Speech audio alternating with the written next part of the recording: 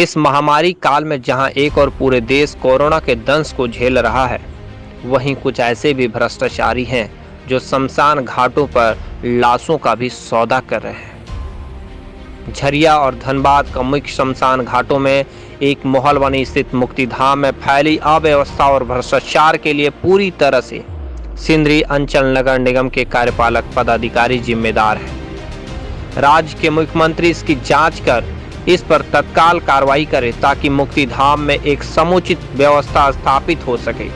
उक्त बातें आज आजसू नेता वीरेंद्र निषाद ने मोहलवनी मुक्तिधाम में एक प्रेस वार्ता कर कही। निषाद ने कार्यपालक पदाधिकारी पर आरोप का बौछार लगाते हुए कहा कि पिछले कई माह से मुक्तिधाम परिसर भ्रष्टाचार का केंद्र बन गया है। सिंदरी अंचल नगर निगम के कार्यपालक पदाधिकारी के इशारे पर उनके कुछ चहेते लोग पूरी तरह से अपनी मनमानी कर रहे हैं। शव का अंतिम संस्कार करने वालों से मनमाना रकम वसूली के साथ बिना जांच पड़ताल के ही अधिक पैसे के लालच में रसीद काट कर दिया जा रहा है। ऐसे में कई अपराधी इसका गलत इस्तेमाल भी कर सकते हैं और जिंदा रहते अपना मृत्यु का रसीद ले सकते हैं। और तो और पूर्व में यहाँ नगर निगम के ओर से 6 स्थानीय लोगों को काम पर रखा गया था, लेकिन सिंदरी अंचल के निगम कार्यपालक पदाधिकारी के अनाप साफ मांगों को ये लोग जब पूरा नहीं कर पाए, जब इनकार कर दिया, तो अपने पावर का गलत इस्तेमाल कर इनके ऊपर उल्टा FIR दर्ज कराया गया एवं प्रशासन से इन पर दबाव बनाया गया कि वो अपनी मर्जी से काम छोड़ दें। इतने में भी जब इन लोगों ने कार्यपालक के कहे अनुसार काम नहीं किया तो इन लोगों पर झूठा आरोप लगाकर इनको काम से हटा दिया गया, जिसका कारण आज मोहलवनी घाट में गंदगी का अंबारा लगा हुआ है। जिला प्रशासन इस मामले पर तत्काल कार्रवाई करे, नहीं तो करोड़ों की लागत से बने हुए मोहलवनी घाट का कोई महत्व नहीं रह जाएगा। क्योंकि जब निगम के 6 लोगों को हटाया गया तब से मुक्तिधाम साफ सफाई की व्यवस्था चरमरा गई है, गंदगी और भ्रष्टाचार का केंद्र बन गया है। तत्काल जिला प्रशासन इस पर कार्रवाई करे, नहीं तो आजसू पार्टी आंदोलन करेगा और जरूरत पड़ी तो अनिश्चितकालीन तक भूख हड़ताल भी की जाएगी कि चेतावनी भी दिया गया। झरिया से संवाददाता गोविंद खेत्रपाल की रिपोर्ट।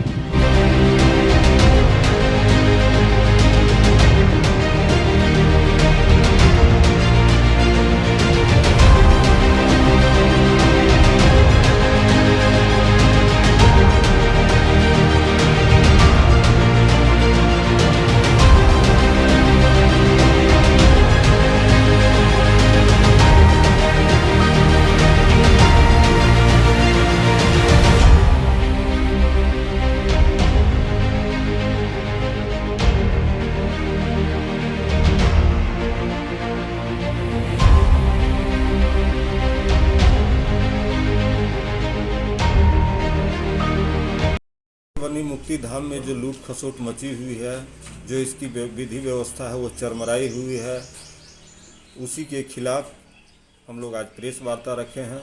साथ ही साथ यहाँ का 75% से ज़्यादा लाइट ख़राब हो चुका है, मात्र 25% लाइट जल रहा है। सारा टाइल्स कवर चुका है। बर्निंग स्टैंड का स्थिति काफ़ी दयनीय है, 2-4 बर्निंग स्टैंड का कवर चुका है। और साथ ही साथ जो पहले यहाँ पे कार्यरत कर्मी थे वह इसके अपेक्षा, नगर निगम कर्मियों के अपेक्षा बहुत ही अच्छा और बेहतर ढंग से काम कर रहा था, लेकिन सिंदरी अंचल के कार्यपालक पदाधिकारी के द्वारा भ्रष्टाचार के कारण इन लोगों को सुनियोजित साजिश के तहत हटा दिया गया। इन लोगों से एक्स्ट्रा पैसा मांगा जा रहा था कि आप जो रसीद काटना है काटिए, मुझे एक मोटी रकम चाहिए। इन लोगों ने स्पष्ट कहा कि मैडम, हम लोग उस तरह की रसीद जो काटते हैं वही आपको पैसा देंगे, उससे ज़्यादा हम लोग नहीं दे सकते हैं। फिर इसके बाद क्या हुआ कि एक साजिश के तहत इन लोगों को 1 महीने तक ड्यूटी कराया गया। 1 महीने की ड्यूटी कराने के उपरांत 5 दिन का और ड्यूटी हुआ, लेकिन टोटल 1 महीने 5 दिन का ड्यूटी के दौरान 1 महीना का ही पेमेंट दिया और 5 दिनों के अंदर इन लोग को जो है अनियमितता पूर्वक असंवैधानिक रूप से इन लोगों को हटा दिया गया। अभी आपका क्या मुख्य उद्देश्य है कि आप बता रहे हैं कि एक नंबर जारी है जिससे अवैध वसूली की जा रही है, क्या आरोप है? वह अभी आप देखिएगा शौचालय के पास और घाट पर भी एक पूछताछ के लिए नंबर दिया हुआ है।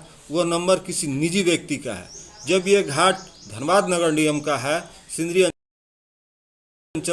अंचल एक कार्यपालक पदाधिकारी का नंबर होना चाहिए, ना कि किसी अन्य आदमी का।